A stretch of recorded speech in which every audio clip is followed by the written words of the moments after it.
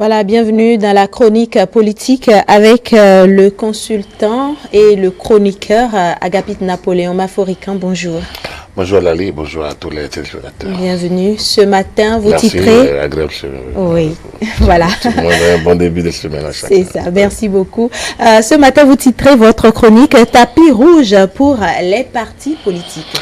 Oui, nous avons beaucoup parlé des réformes, on a beaucoup parlé de la modification de la Constitution, du regroupement des élections, de la charte des partis politiques, on a parlé du code électoral, on a sans doute évoqué les différentes réformes, il est quand même question de mettre l'accent sur l'une des conséquences majeures de ces réformes, c'est quand même la nouvelle vie qu'on donne aux partis politiques. Je pense que nous sommes dans un autre temps de notre démocratie, au moment de passer les 30 ans de la conférence nationale et les 60 ans de notre indépendance.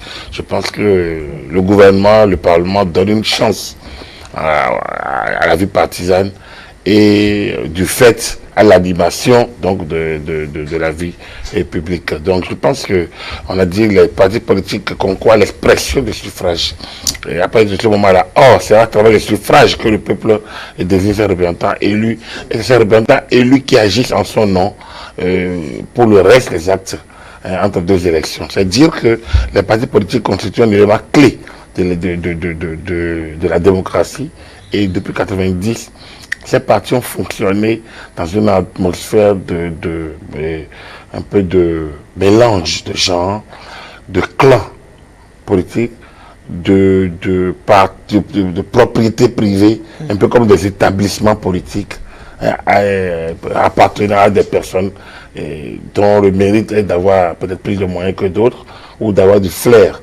De créer un clan, de créer un machin, parce qu'au départ, il fallait que 18 personnes, 3 fois 6 départements, pour avoir un parti politique. Donc aujourd'hui, avec les réformes, non seulement on a rationalisé les processus de création de partis politiques en essayant de l'ajuster au regard du caractère national que le parti devrait avoir, mais c'est que nous avons, dans les nouveaux textes, inséré des dispositifs qui coincent parfois les critères pour être passé d'un parti national, mais des dispositions aussi qui ouvrent la voie au parti. Aujourd'hui, il serait difficile que vous soyez une personnalité non partisane, c'est-à-dire quelqu'un qui soit militant et qui a été proposé. Un parti politique a une vie structurée, organisée, et alors que sa mission est d'aller à la conquête et à l'exercice du pouvoir, c'est quand même difficile qu'au sein du parti, on laisse des militants, des gens de certaines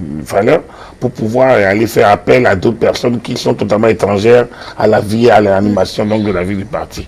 Donc je pense que l'un de l'autre, il est important de marquer un arrêt sur le tapis rouge qui est déroulé au parti politique et dans le cadre des réformes du système partisan. Et comme vous êtes en train de le dire, que ces réformes constituent un tapis rouge pour les partis politiques. Mais est-ce que vous, selon votre position, les partis politiques ont ce regard également de ce nouveau code? Oui, déjà, c'est pas, vous savez, ce code n'est que, non, d'abord la charte révisée est déjà la suite de ce qui a été fait en septembre 2018 et en vertu duquel les partis actuellement présents à l'Assemblée nationale, ils sont. Rien ne se fait maintenant de manière, il n'y a plus de génération spontanée, tout est organisé. Donc la réforme qui a commencé en septembre 2018 a débouché sur l'actuelle mandature de l'Assemblée nationale. Nous avons un Parlement avec 2 partis qui, il y a un an auparavant, n'existaient pas. Auparavant, donc, n'existait pas. Donc, il a fallu que ces partis se créent. D'abord, que tous les autres partis qui ont existé en termes de clans, en termes de propriété privée, en termes d'établissements politiques privés individuels, il a fallu que tout ça se fonde pour créer le Bloc républicain et l'Union progressiste. C'est vrai qu'à l'initiative, le chef de l'État, c'est vrai quand même qu'aujourd'hui, les deux fonctionnent comme 2 partis adversaires, 2 partis rivaux sur le terrain. Celui de suivre les débats parlementaires, celui d'écouter les cadres de ces partis. C'est vrai que chacun affûte ses armes dans le cadre des prochaines échéances. Et on aurait organisé les élections locales prochaines, on organisera la présidentielle, on organisera les législatives de 2023, et vous verrez bien que les positions seront totalement décalées, et on n'aura plus de parti siamois, parce que cette parti aurait une organisation. On a eu ce week-end le Bloc républicain qui a fait sa rentrée politique. C'est quand même affecter ses armes. C'est quand même une autre manière de fonctionner. C'est pas la même organisation que l'Union progressiste. C'est pas les mêmes tempéraments. C'est pas les mêmes réflexes. C'est pas les mêmes idéologies. C'est pas les mêmes personnalités. Donc, il y a quelque chose qui n'est pas déjà la même. Et on remonte à un week-end plus tôt.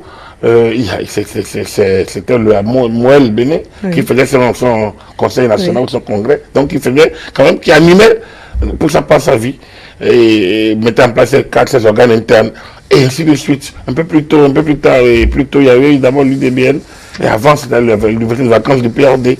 Donc, vous voyez que les nouvelles formations politiques, celles qui sont mises à jour, comme le PRD et l'UDBN, et les nouvelles Moël BRUP, se mettent à l'ordre du nouveau changement, à l'ordre des nouvelles donnes, et se positionnent comme ceux qui vont animer. Or, animer veut dire, déjà pour les élections locales prochaines, peut-être pas sans savoir qu'il faut, en tant que parti politique, et présenter des candidats dans toutes les circonscriptions administratives en jeu.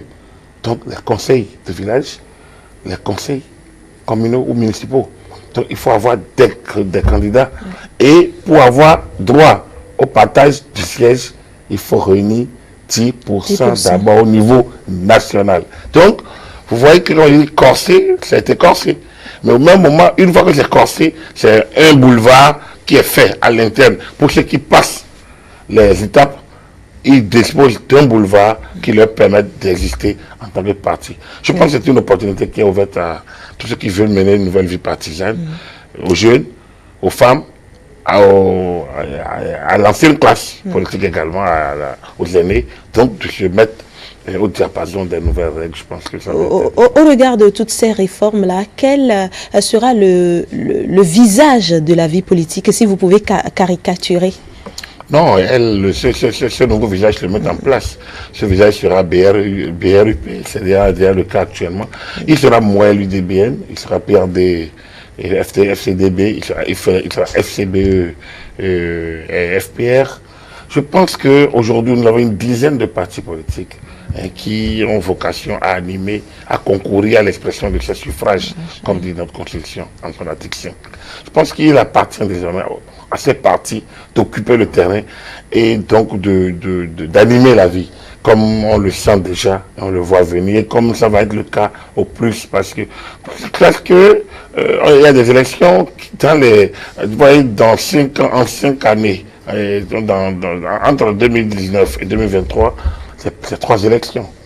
Donc, les élections locales, communales, municipales, c'est l'élection présidentielle 2021 et c'est les élections législatives de 2023. Donc le calendrier est connu. Vous ne pouvez pas rester en marche. Il n'y a pas d'alliance de partis à faire. Donc, il est évident que c'est parti. Aujourd'hui, quand vous demandez le visage, c'est clair que c'est ces partis-là qui vont occuper le terrain. Les autres n'existent plus. On exit RB, exit MCC, exit Ensemble, exit PST. Il y a des batailles qui étaient en cours, tout ça est terminé aujourd'hui. Je pense que le visage a changé. En moins d'un an et demi, le visage des partis politiques, on a quitté. D'ailleurs, avec la charte des on partis, a quitté 200 petits partis, 200 chapelles politiques pour en arriver à une petite dizaine de partis. Je pense que ça, c'est quand même une des réformes phares de leur talent et qui mérite d'être soulevée. Ce qui est intéressant, c'est que ces réformes n'ont pas été faites avec de nouveaux hommes. Ça a été fait qu'avec les gens qui existaient, qui ont constitué les chapelles d'il y a 10 ans, d'il y a 5 ans, d'il y a 3 ans. Quand vous vous amusez en regardant les législatives de 2015, par exemple, et les forces en présence, les députés de 2015, les députés qui étaient au Parlement en 2015, quand vous les regardez, aujourd'hui, ils se retrouvent simplement autour de 3 partis politiques. Globalement, c'est 3.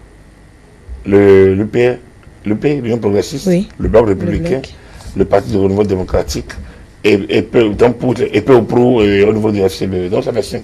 Donc ça fait 4 à 5 partis politiques. Or, avant c'était 8 à 9, et là encore c'est des alliances. Donc, et quand vous rentrez dans les alliances, vous allez voir que c'est pas moins d'une trentaine de partis. Aujourd'hui, vous les voyez tous. Les hommes sont là, mais les partis ont diminué. Donc, le regroupement a quand même eu un effet. Et aujourd'hui, on voit quand même une trajectoire plus nationale donc, de ces partis. Je pense que c'est c'est une nouvelle vie pour ces partis. Je pense qu'il appartient désormais donc d'occuper le terrain. En tout cas, la bataille sera bien intéressante. On a parlé du match Bénin-Sierra Leone. Je pense qu'on aura de grands matchs, on aura des matchs de poule, on aura des matchs où le championnat sera rude à jouer parce que chacun va vouloir occuper la première place et ça va être une de belles batailles politiques. Très bien. Merci beaucoup, Agapit. Napoléon Maforican pour la chronique de ce matin. Tapis rouge pour les partis politiques, c'était le thème. Merci et bonne journée à vous. Bonne journée, Grâce Merci.